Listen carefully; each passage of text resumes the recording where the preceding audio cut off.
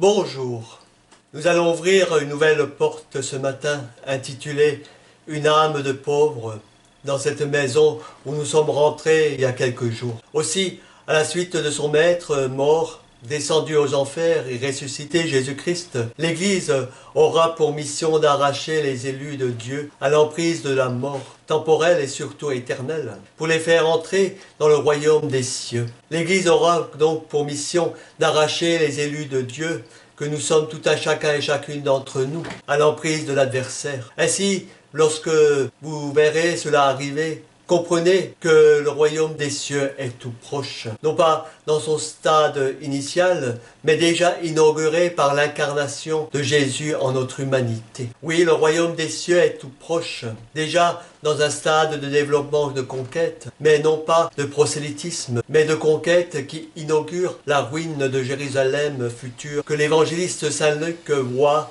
déjà arriver. Conquête qui inaugure aussi la ruine de l'adversaire de tous les temps, qui opère aujourd'hui encore au sein de notre monde des ténèbres, et en chacun d'entre nous, bien sûr. Aussi, instauré avec puissance comme règne du Christ, par le jugement de Dieu sur Jérusalem, sur le monde de l'adversaire de tous les temps, prêché dans l'univers par la mission apostolique. Ce royaume des cieux sera définitivement établi, puisque ce sera la fin, lorsque le Fils remettra la royauté à Dieu, son Père. Texte de l'apôtre Saint Paul dans la première lettre aux Corinthiens, chapitre 15, verset 24. Par son retour glorieux, quand le Fils de l'homme viendra dans sa gloire, escorté de tous les anges, alors il prendra place sur son trône. Troisième manifestation terrestre de Jésus, dite ici par l'apôtre Saint Matthieu au chapitre 25, verset 31. Il s'agit bien là du dernier avènement du Christ à la fin du monde, lorsque lors du jugement dernier, celui que nous attendons, que nous espérons tout à chacun et chacune d'entre nous, je l'espère,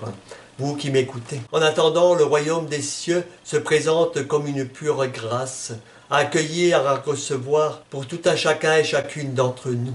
Sois sans crainte, petit troupeau, texte de l'apôtre Luc au chapitre 12, verset 32. Car votre Père s'est complu à vous donner le royaume des cieux. Oui, le royaume des cieux, pure grâce, acceptée par les humbles. Heureux ceux qui ont une âme de pauvre, car le royaume des cieux est à eux. Texte de Matthieu, chapitre 5, verset 3, porte que nous venons d'ouvrir. L'Ancien Testament emploie parfois des formules de félicitations, comme celle-ci à propos de la piété, ou à propos de la sagesse, ou encore à propos de la prospérité. Heureux l'homme qui ne suit pas le conseil des impies, ni la voie des pécheurs ne s'arrête, ni au siège des railleurs ne s'assied, mais se plaît dans la loi de Yahvé, murmure sa loi jour et nuit. Texte du psaume 1, versets 1 à 2. Dans cette récitation à voix basse est une méditation qui s'oppose au cri de la prière dans l'épreuve. Formule de félicitations encore à propos de prospérité. Dans le livre de Corélette, au chapitre 31, verset 8, nous lisons « Heureux le riche qui se garde sans tâche, qui ne court pas après l'or. » En hébreu, la richesse manon, mot d'origine araméenne, est fréquente dans les récits rabbiniques. Les béatitudes similaires de caractère sapentiel ont été découvertes à Qumran. Jésus rappelle dans l'esprit des prophètes que les pauvres aussi on part à des bénédictions à chacun d'entre nous, parce que nous sommes nous aussi pauvres. Chaque fois nous avons des pauvretés en nous que nous devons laisser derrière nous. Alors oui, des bénédictions pour nous tous. Nous trouvons cela aussi dans les 3 premières béatitudes, par l'exemple de l'évangile de Saint Luc.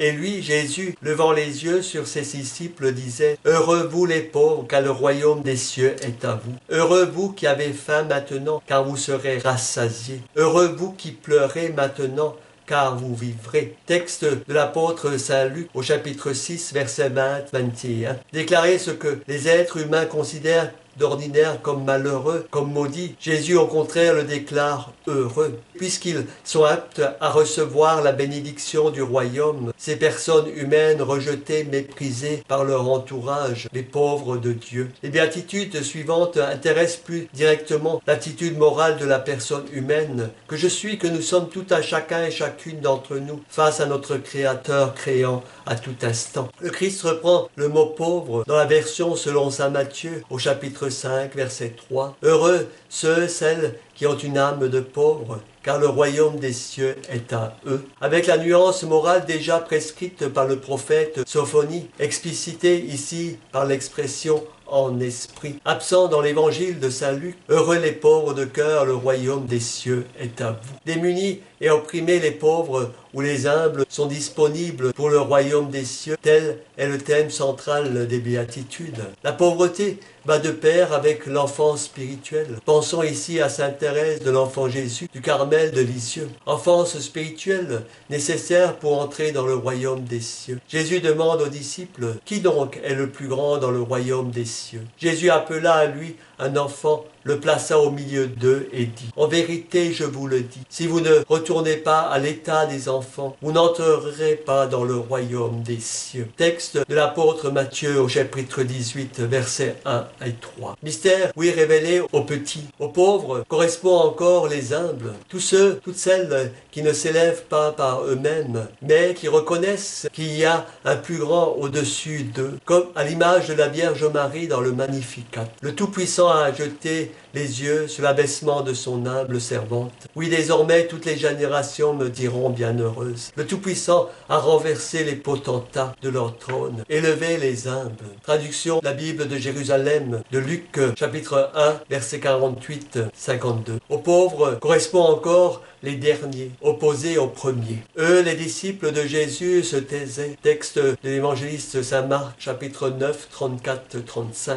Car en chemin, ils discutaient entre eux qui était le plus grand. Alors, s'étant assis, Jésus appela les 12 et leur dit, « Si quelqu'un veut être le premier, il sera le dernier de tous, le serviteur de tous. » Ou encore, aux pauvres, correspond aussi les petits opposés aux grands. Quiconque accueille ce petit enfant à cause de mon nom, c'est moi qui l'accueille. Et quiconque m'accueille, accueille celui qui m'a envoyé. Car celui qui est le plus petit parmi vous, c'est celui-là qui est grand. Texte de l'évangéliste Saint Luc au chapitre 9, verset 48. Que ce soit humble, dernier ou encore petit, nous avons là l'attitude essentielle de celle qui veut évangéliser le monde. Ce n'est qu'à travers ces attitudes, humble, dernier, petit, que l'on arrivera à battre ceux qui se croient grands, puissants, forts, parce qu'ils seront désarmés contre un tel état d'évangélisation, un tel état d'esprit de ceux qui se disent chrétiens, chrétiennes et le veulent vivre au quotidien. Bien que la formule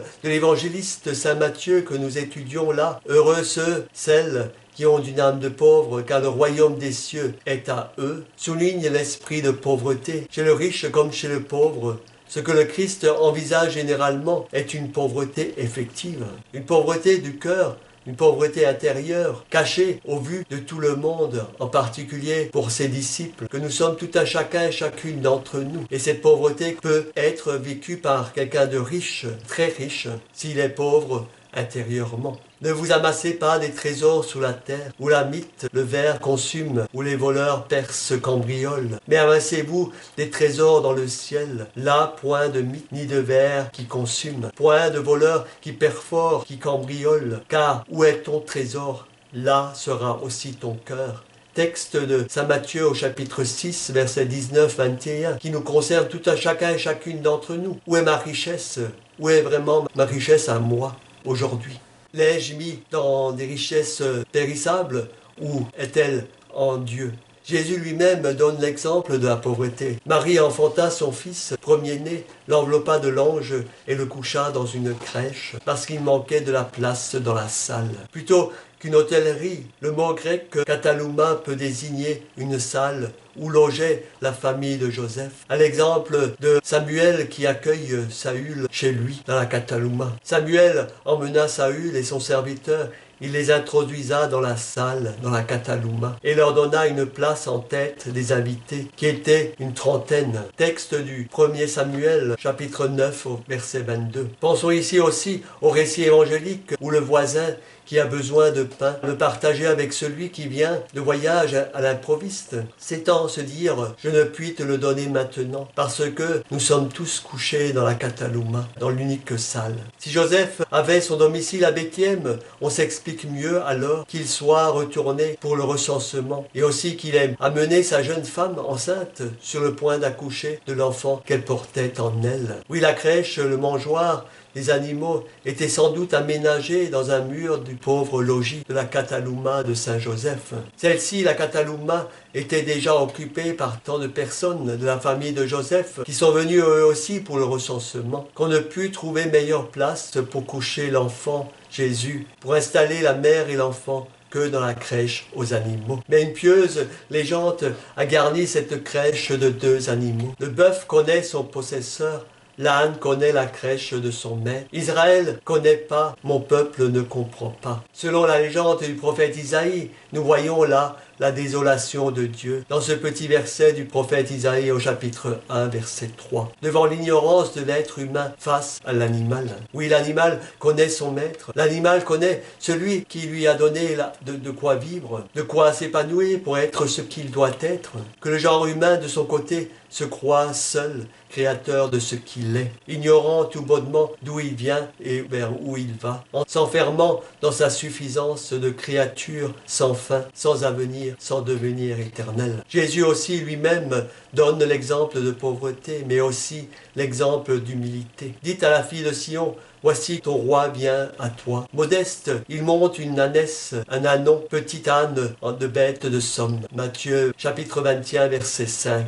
Dans la pensée du prophète Isaïe, cet attirail modeste du roi messianique devait manifester le caractère humble, le caractère pacifique de son règne terrestre et éternel. En exécutant ce geste, Jésus s'est volontairement appliqué cette prophétie du prophète Isaïe. Son enseignement pour toutes celles qui ont su ou qui savent aujourd'hui encore lire les vrais signes des temps. Pas ceux d'un horoscope ou d'une voyante, mais ceux de Dieu qui nous les donne à profusion chaque jour. Mais sommes-nous assez attentifs pour les voir, pour les entendre ? Et pour terminer, Jésus s'identifie aux petits et aux malheureux. Alors Jésus leur répondit, « En vérité, je vous le dis, dans la mesure où vous l'avez fait à l'un de ces petits, à l'un de ces plus malheureux d'entre vous, à moi non plus vous ne l'avez pas fait. Et ils s'en iront, celle-ci, dans une peine éternelle. Les justes s'en iront dans une vie éternelle. » Matthieu, chapitre 26, verset 45. « Heureux celles qui ont une âme de pauvre, car le royaume des cieux est à eux. » Mais pour avoir une âme de pauvre, il nous faut un cœur vigilant, à l'image de celui de la Vierge Marie. Un cœur virginal qui sait se laisser toucher par la voix du Seigneur, par l'Esprit du Seigneur qui agit en tout temps, en tout lieu, dans notre humanité terrestre. La vraie religion commence avec le retour au cœur, auquel Dieu parle dans la solitude. Comme nous dit le prophète Osée au chapitre 2, verset 16. « Je vais t'entraîner jusqu'au désert, ma bien-aimée, et je lui parlerai cœur à cœur. »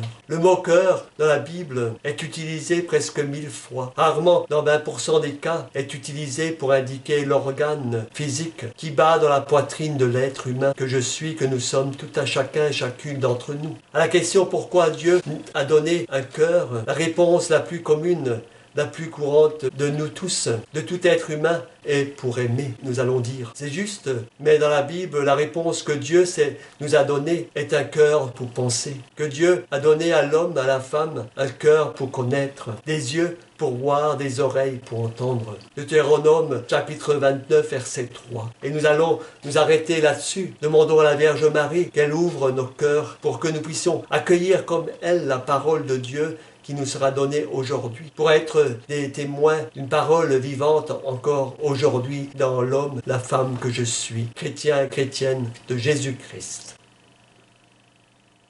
Merci.